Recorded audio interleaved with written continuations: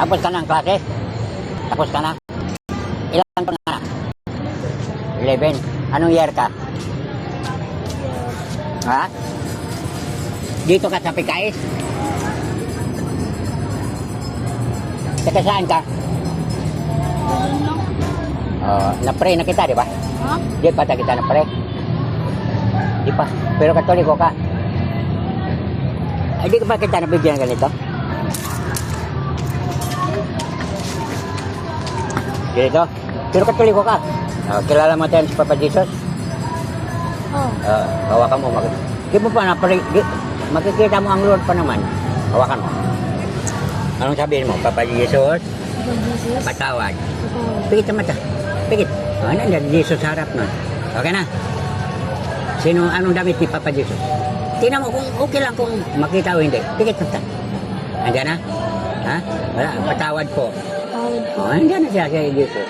Kasama ni Mama Mary. Okay? Marami ding hindi.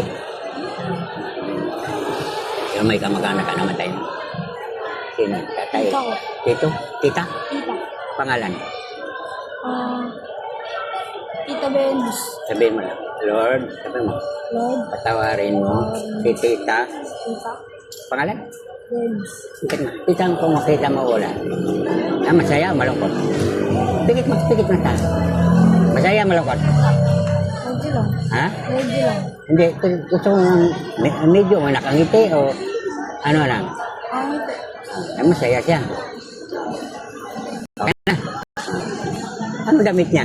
Nakikita mo ang damit niya? Hindi lang. Yung namatay. Di, pipikit mo na lang kung anong nakita mo. May damit, di ba? Okay na siya.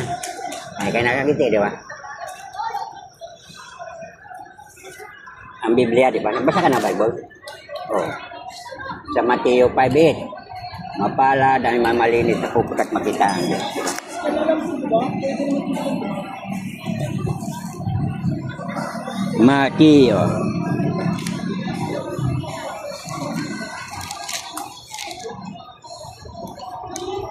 Anong grade ka na?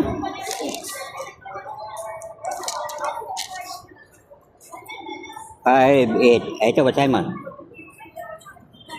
Happy, Happy are the pure, in heart. for they will,